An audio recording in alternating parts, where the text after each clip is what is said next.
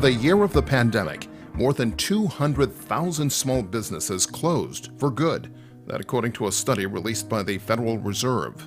Although some officials in Washington continue to work toward a yet unstated goal of fully reopening the U.S. by July 4th, many businesses which remained open throughout 2021 continue to struggle. It's safe to say the world and how we move forward in it has changed for everyone. The question now for many business owners is threefold. What now? What's the plan?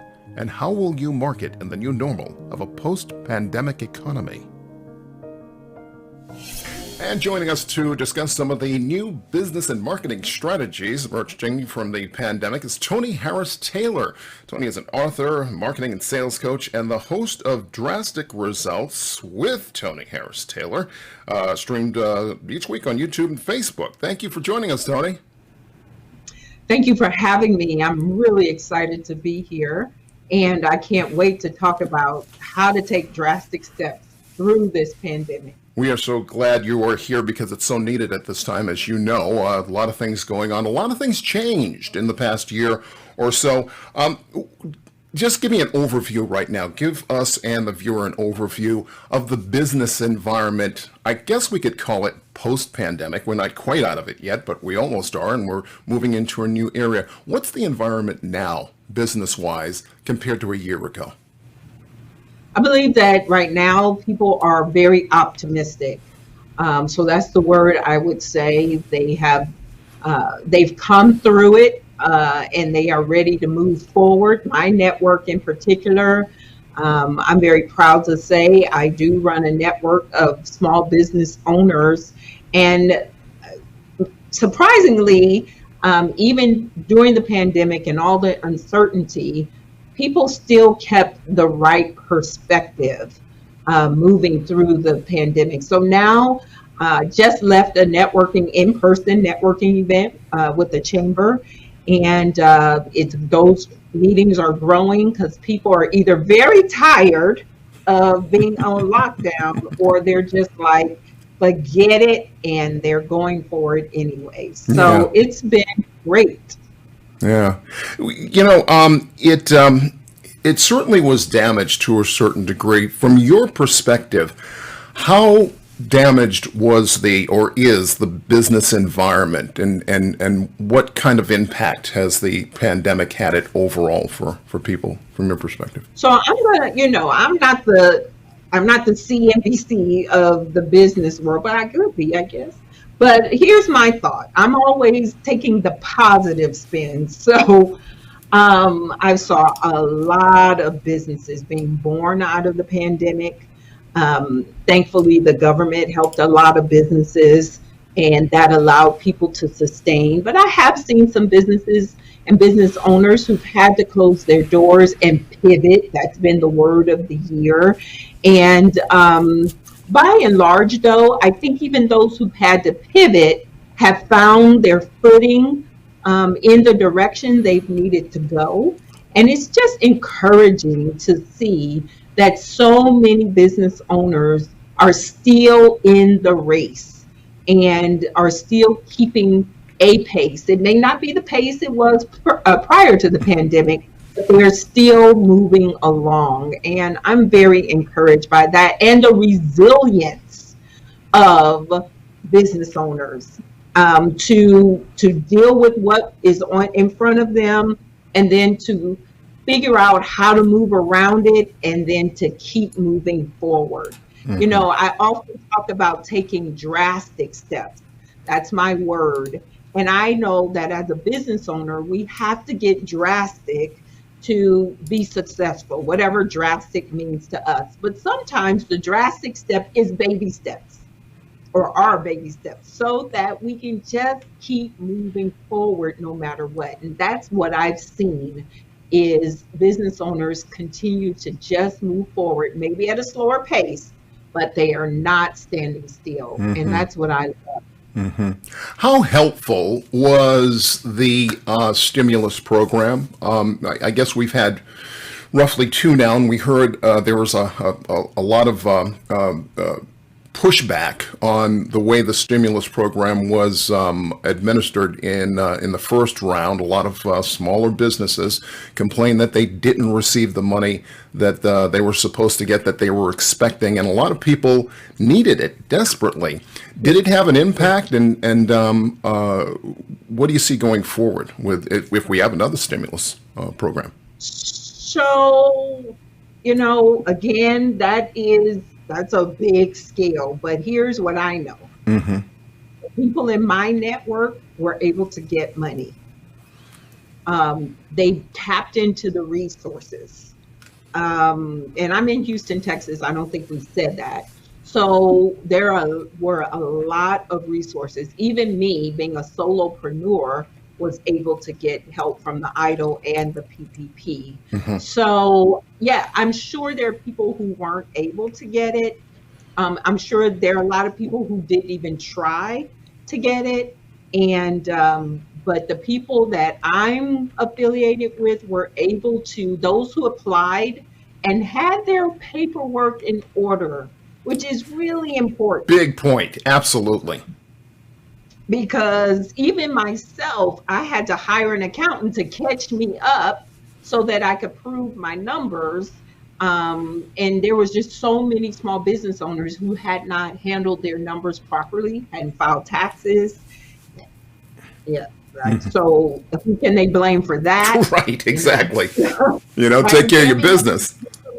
If you're not taking care of your business. So that's a piece of advice I'll say. And it's drastic because Sure. we're so busy working in our business to, you need to hire someone who can do your profit and loss and balance sheets, because that was all required. But for me and my people, we were able to benefit, those of us who went after it. Mm-hmm, mm-hmm.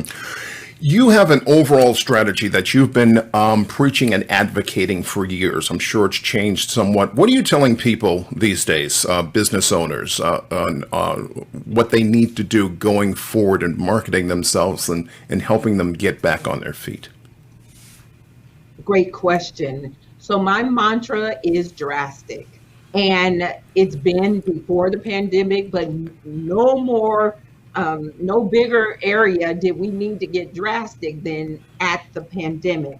And I'm going to tell you, the thing that I feel helped propel small business owners was network. Mm-hmm. Making sure that they had people, places, things they could call on in the time, community, in the time when they need it the most. So my solution is always going to be, always will be, is get drastic and build relationships before you need them. Yeah. So that when you need them, all you got to do is pick up the phone or knock on the door and say, hey, can you help me? And that's why I'm very certain that the people in my network were able to get the help they needed, because I had the resources to point them in the right direction. So if their paperwork wasn't in order, I put them in front of the accountant that's in my network, right? Mm-hmm. But the drastic step is building a network. And so many people are so focused on building their business, they're not focused on building relationships. And relationships are critical to moving life and business forward, especially at a time when we need it the most. How the heck in the old days, I can't believe I'm saying that. In the old days, networking was done almost anywhere you met people, at a social function after work, in the elevator, in the break room, or you go visit another city, and then you're down at the event and you're passing out business cards. That has all changed. I think I know the answer to this question, but I don't want it to be too obvious. But how do you network now? I mean, I guess the first thing is, of course, online. You've got Zoom, but I would imagine that it's a different dynamic in terms of networking. It's a different dynamic to network virtually. But I'm the positive one. So, okay, let me just say, I just got a rejection letter from the SBA on the second stimulus package. You know why? Why? Because I made too much money in 2020. Oh, yeah. Mm-hmm. Okay. So when everybody else was trying to figure it out, I got online. And I teach networking, so it is part of who I am. But the gift in the pandemic is that it expanded my borders internationally. So I've had a virtual call or a interview. I'm having one with you, and you're in a whole nother state and city. Hmm. I had one in Africa. I had one in the UK last week.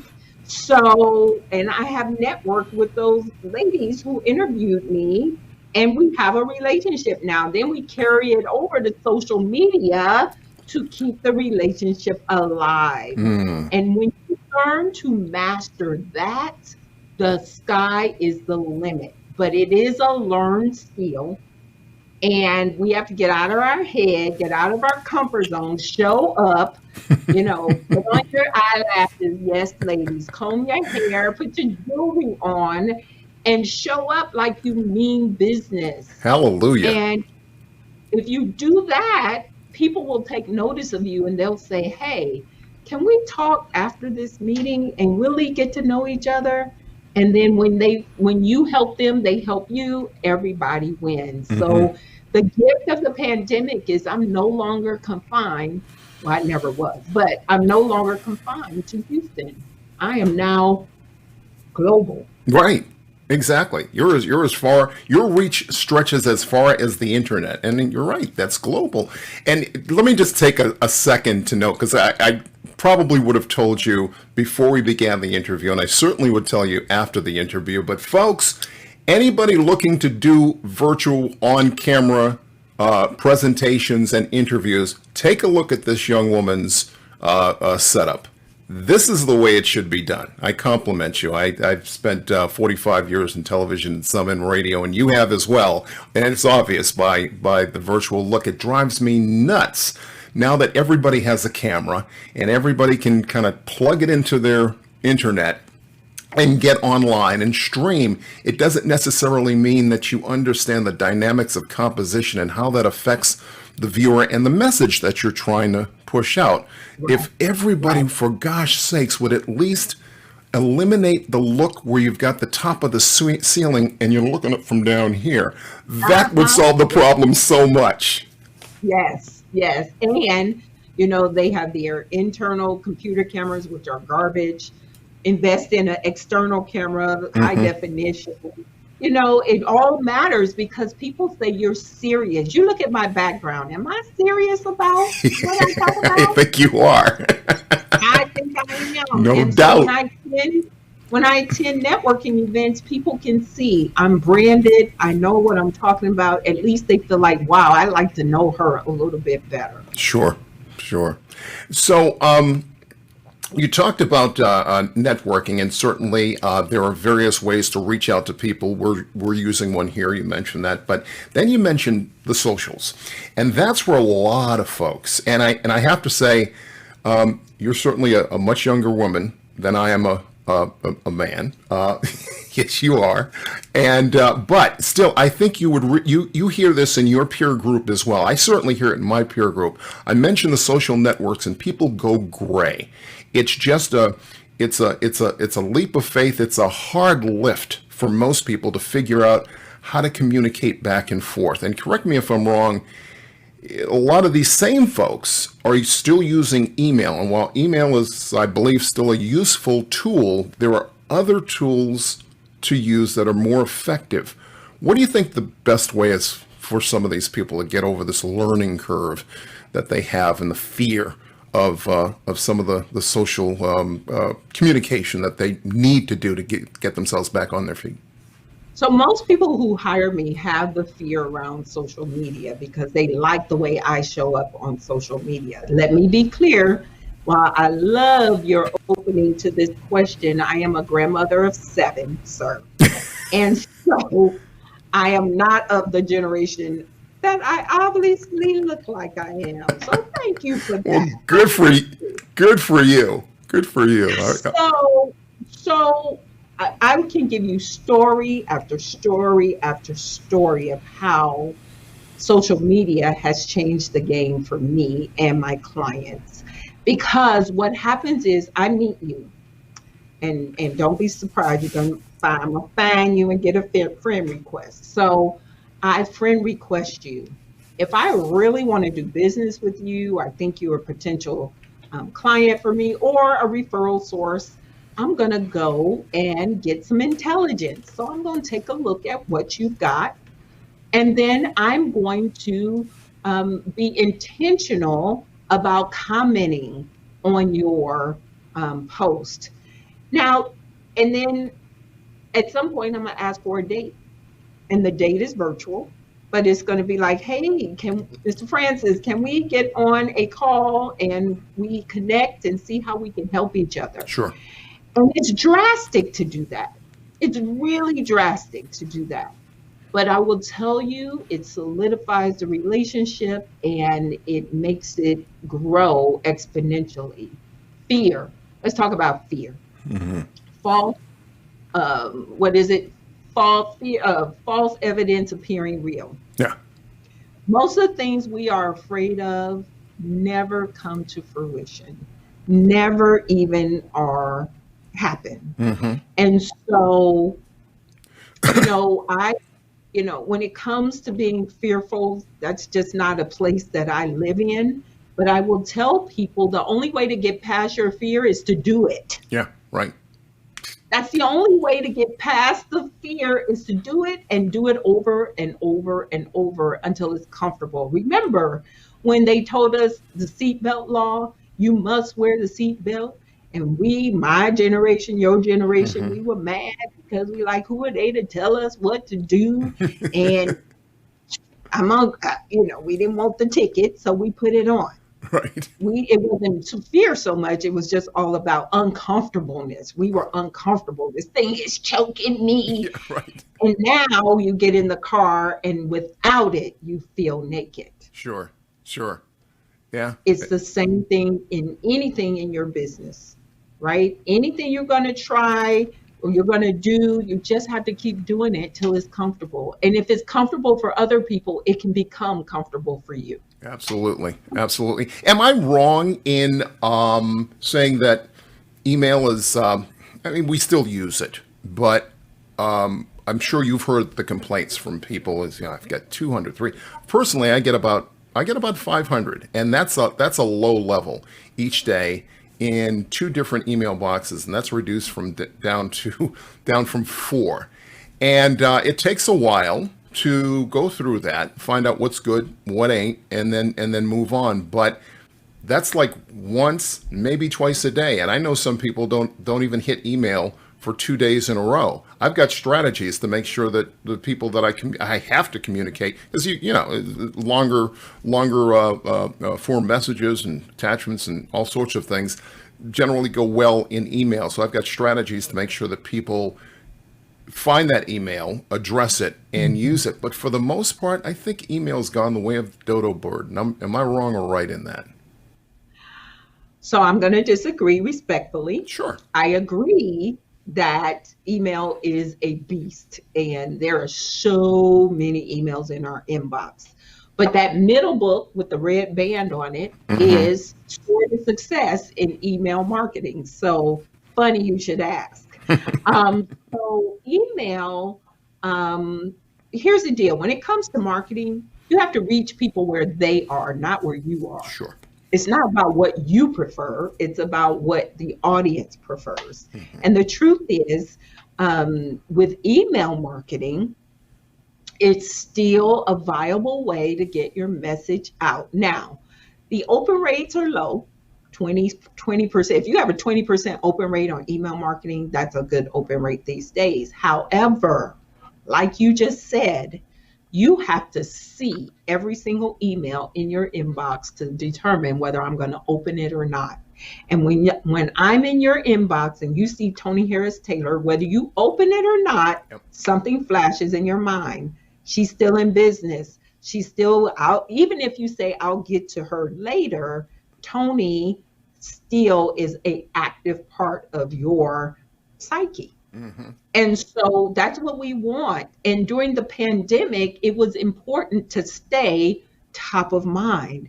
And so email's a great way to stay top of mind. And here's the other thing about email versus social media. Social media has all these algorithms that they, for Oh, fun, change. oh yeah. And just when you think you got it, you ain't got it no more. They are in control of who sees your stuff. Yeah.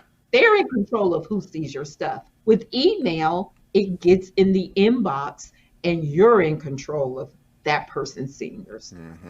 You're absolutely right. And I'm a, I wouldn't say a big proponent, but I'm a huge critic of Facebook and their algorithms. It's maddening at sometimes, and it really does. It's almost like a full-time job in and of itself. It is for us here at Now, because a Sure. lot of what we have to, and we're a little different, of course, but we are a business, and much of our content has to do with news and information. And so as a result, we clearly don't cross the line in terms of fair use of some of the clips we use, and not necessarily music, but other material as well. And I'm constantly fighting with Facebook about what goes, what doesn't, and their algorithms are relentless and unmerciful.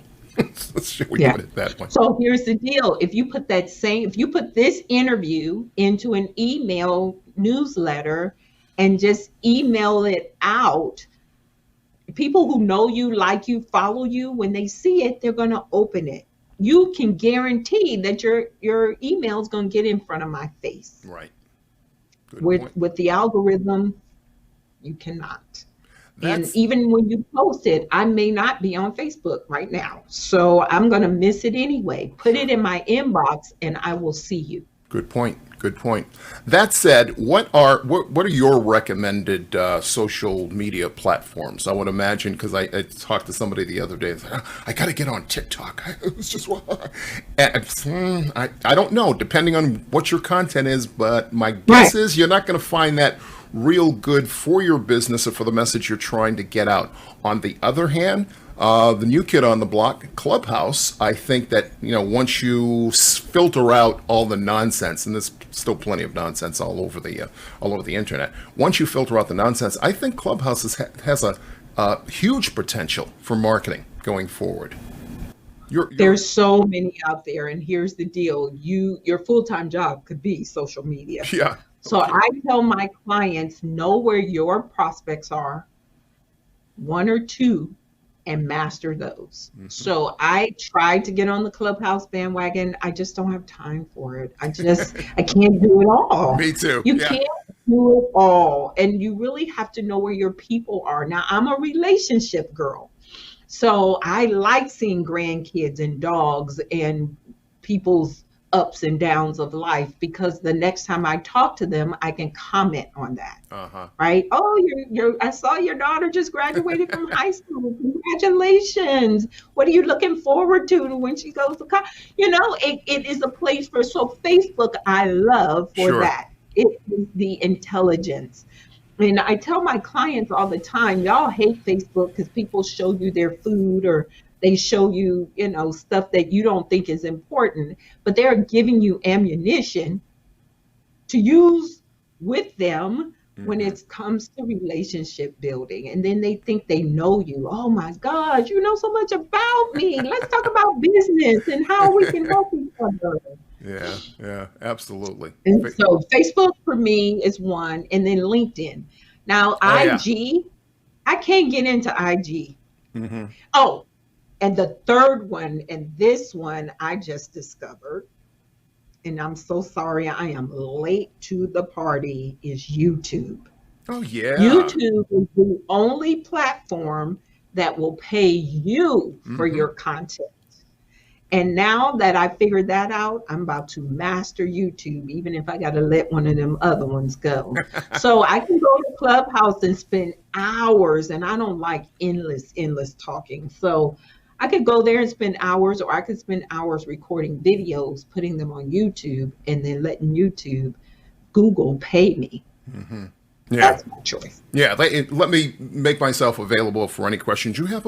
I'm not a YouTube expert, but I've been doing it for a while, and it's interesting that you should say coming to the party late, because I felt like I did for many years, we had a business model some years ago, and this goes back to I've been in IT since like '97, so I remember the internet, 1.0, and before we were in San Francisco about the time of the whole blow up between '99 and 2000, and the race for all this technology.